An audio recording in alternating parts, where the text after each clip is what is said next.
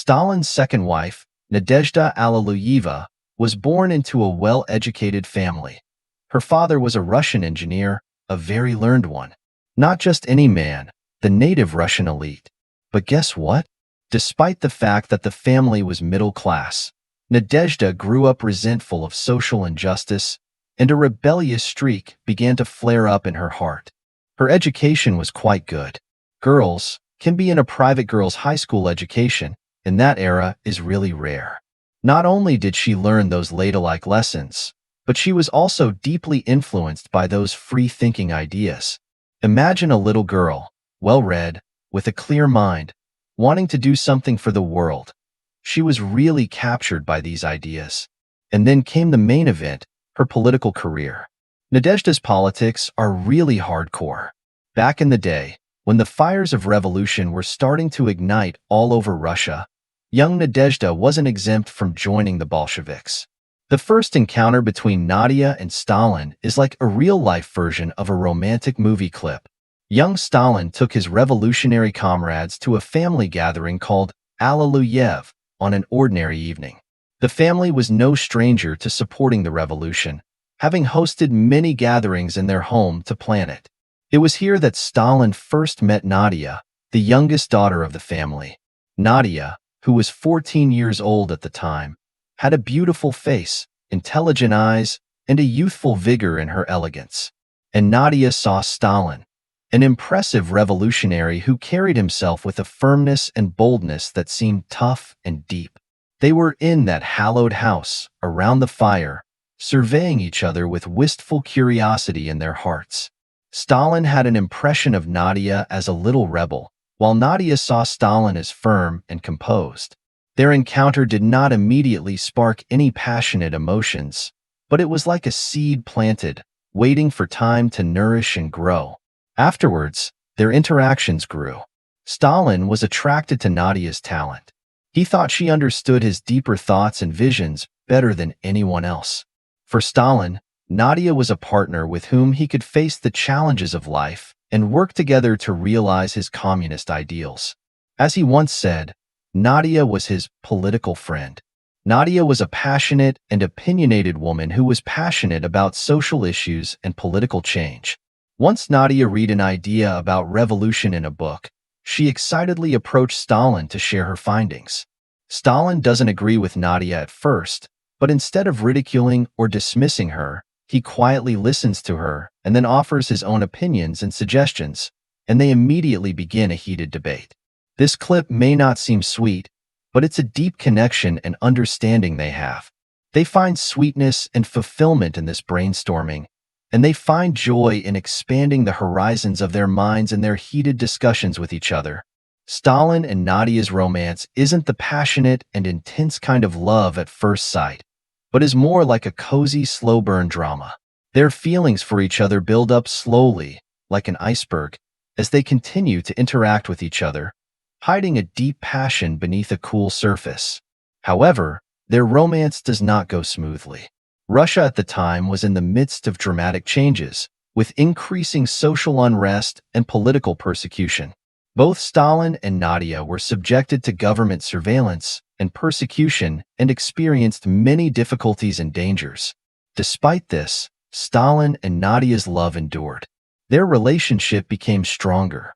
At the decisive moment when they recognized each other as their ideal partners, there was no elaborate proposal ring, no brilliant fireworks, and no romantic candlelit dinner. Instead, their defining moment came during an ordinary conversation. It was a quiet afternoon and Stalin was in his office, looking intently at a pile of papers. Nadia walked in, sat quietly in front of him, and began discussing some political issues with him. Their conversation started with politics and slowly turned to thoughts about life, and finally to ideas about the future for both of them. In that moment, Nadia looked at Stalin and saw that he needed a partner, not an admirer. And Stalin looked at Nadia, and he saw her resilience and independence, and the possibility of a future where they would walk through the years together. There were no sweet words, no warm promises. Stalin simply and sincerely spoke his heart. "Nadia, I want you to be my partner and to spend the future with me." Nadia gazed at him, light shining in her eyes, and then agreed.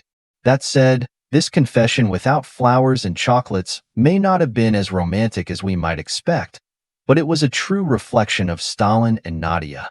They got married in 1919, when Stalin was 40 and Nadia was only 17. After their marriage, Stalin showed his softer side in front of his wife as well. As you can imagine, a typical early morning, when Stalin woke up, Nadezhda was probably already busy in the kitchen preparing breakfast. He squeezes a smile out of the morning chill, walks to the kitchen, hugs Nadezhda gently, presses himself against her back, and glances at the fire. It was probably a part of their daily life, quiet, yet loving. He sometimes helped Nadezhda sweep the floor, wash the dishes, and even took time to walk with Nadezhda after a day of high-pressure government work. Yes, in these leisure moments with his wife, Stalin was no longer the leader at the pinnacle of power, but an ordinary husband. Everyday life was also full of little surprises. Once, a plate of the special morsels that Nadezhda always mentioned appeared on their table, which Stalin had made himself to surprise his wife. Of course, the shy Nadezhda knew who had made it, but she just smiled and ate it with as big a mouthful as she could pretend not to know, giving the big man a reward. But life was not always sweet. There were quarrels and misunderstandings. One night Stalin came home late and forgot that he was supposed to accompany Nadezhda to a small party. Nadezhda was very angry because she had been preparing for this event for a long time. That evening, the domineering Stalin bowed his head and said, "I was wrong." Their daily life was complicated and cozy. There were arguments and misunderstandings, but they always found a way to reconcile and embrace each other again. Stalin's feelings for Nadezhda were definitely more than simple love between lovers. I think he put a lot on her. Stalin lived a life of intense political struggle and needed someone who understood him and cared about him to be quietly behind him. For him, Nadezhda was that person to rely on. I remember one time when Stalin drank heavily at a party, and Nadezhda was both amused and annoyed by this. Even though he was the leader of the country, Stalin was not offended by his wife's public criticism of him, but smiled and said, "You are always so direct with me, and I know you are right." However, on a cold night in 1932, they attended a party, and there was a heated argument between the couple for a number of reasons, and the atmosphere was very tense. Nadezhda returned home very sad and depressed. In that heavily wrapped atmosphere of harsh winter cold and family conflict, she made that final decision. There are many as more than one story as to how she died, but the most common story is that she committed suicide with a gun. The next morning, when Stalin realized that Nadezhda was not yet out of bed, he probably assumed that she was angry because of last night's argument and did not want to see him. But when he finally opened the bedroom door, what he found was Nadezhda's cold remains. Imagine the shock and agony Stalin felt at that moment. His devoted wife, whom he had seen every day, was gone. It is said that he stood there with his eyes wide open, looking at the woman he loved so much. We can see that even a strong leader like Stalin seemed so vulnerable and helpless in the face of death. The tragedy was devastating for Stalin. He lost his pillar, his lover. Nadezhda's death left him in deep agony, unable to extricate himself. He lost the vigor of life and the decisiveness of a leader and simply survived alone in that home they had shared. This meeting, acquaintance, and love certainly added a touch of softness to Stalin's life. Even though his image became more and more harsh and cold later on, the warmth of that first acquaintance and the deep love for Ekaterina may have always held a place in his heart. 3. Stalin and his son Vasili. Stalin. History has not always painted a rigorous picture of Stalin, but while his public image is often overshadowed by the seriousness of politics and the harshness of power, his interactions with Vasili did include some brief moments of warmth. Vasili was born in what was then the Kremlin. His upbringing was also very unique. After all, how many children get to watch heads of state come and go from their father's place of work, his home? The fact that his room was next to Stalin's office was enough to immerse him in the world of politics from an early age. He was known as Little Bear, a nickname that was full of paternal warmth but also revealed Stalin's expectations of him. Comparing Vasili to a bear, the symbol of the country, meant that he wanted him to have a vast meadow to run free. Once, Vasili was playing with a ball in the wide corridors of the Kremlin, but accidentally kicked it out of the window. When he lost it and went to explain to his father, perhaps he expected his father to express his anger at his carelessness, yet Stalin just frowned at Vasili for a few seconds, then suddenly smiled, patted him on the back and said, "Don't worry, we'll buy a new one." This affectionate, easygoing side of Vasili surprised and impressed him beyond measure. Stalin may have portrayed a stern fatherly image in front of him most of the time, but this moment of loving kindness stuck with Vasili. As a father, Stalin had high hopes for Vasili's future, sometimes taking a personal interest in his education and upbringing, even teaching him himself.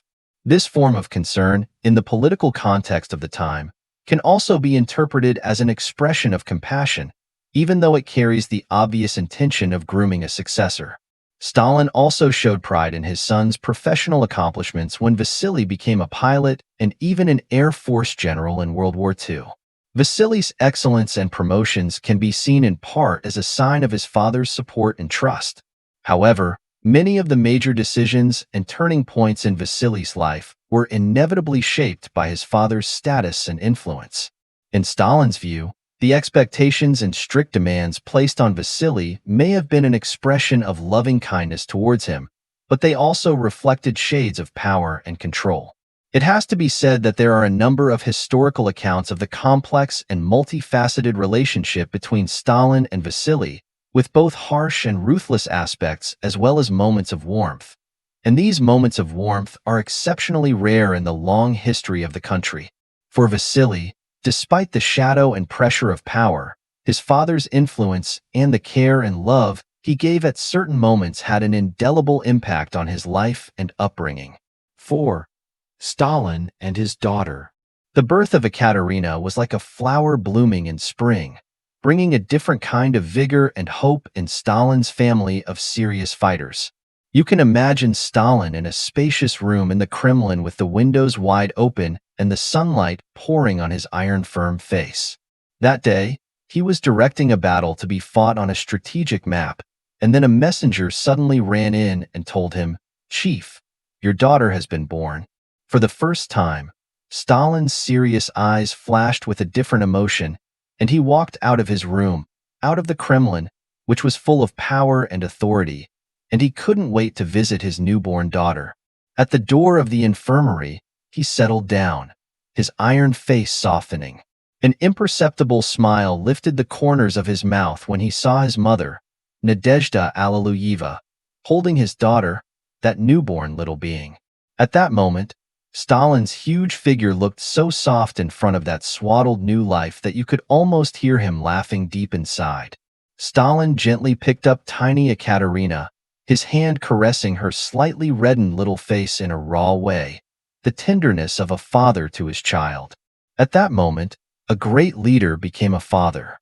That day, life came to Stalin's family. For Ekaterina, her childhood was like a painting filled with warm colors. Despite the fact that her father, Stalin, was the head of the Soviet Union, he was first and foremost in her eyes the father she loved and doted on. Sometimes he would pick up a doll that Ekaterina happened to drop, then walk over to her and gently hand it to her, his eyes full of fatherly love. Sometimes at night, Ekaterina would break down and cry because she was afraid of the dark. At that point, Stalin would drop what he was doing, go into her room, sit by her bedside, and tell her one of her favorite stories until she fell into a peaceful sleep. They spent many joyous days together in those years. He ran with her through the green grass. He taught her the art of how to dodge the petitioners at her door. He peeled those brightly colored candy papers with her. Whenever he came home, she always rushed to him. She hugged him and jumped on his chest like a little tree squirrel. Her laughter was like the best gift for this serious politician and the warmest, darkest harbor in his heart. So, for Ekaterina, her childhood wasn't really all gloomy, because Stalin always tried to make time for her and love her. Her childhood was, in fact, spent in the sweetness of being spoiled. Stalin's affection for his daughter contrasted with the harshness and toughness of his political image. Recall that Svetlana wrote in her memoirs that the time they spent together, though not much, was unforgettable at every turn. Can you imagine? In those cozy moments, Stalin was as warm, accommodating, and loving as any father could be. But it's no secret to say that Stalin had a negative image, right?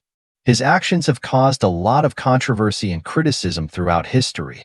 You may have heard of his Great Purge policy, which was a heartbreaking time. Countless lives were lost as a result of his actions, whether for political or other reasons, and I think we can all agree that it was a dark period that we don't like to talk about in our history books. And then that time of fear and uncertainty, when people lived in his shadow, careful and frightened, and when even the mere suspicion of opposition to him could lead to tragedy. Sounds horrible, doesn't it? That period, when individual freedoms and rights were so grossly violated, was a warning to all how power can be abused. But, you know what, that's just the tip of the iceberg. Under Stalin's rule, a massive famine also broke out in the Soviet Union. But Stalin sold the Soviet Union's food to other countries in exchange for investment in industrialization, leaving the Soviet people to endure hunger and poverty. Can you imagine that scenario? Your leader takes your food and gives it to someone else, and all you can do is sit back and watch your family, friends, and neighbors endure starvation. What kind of despair and helplessness that would be. However, like most historical figures we see, Stalin is portrayed in multiple ways. There is undeniably a lot of criticism and controversy about him, but after delving deeper into his life, you may find that there are many other sides to him that we have not noticed before, especially in his family life.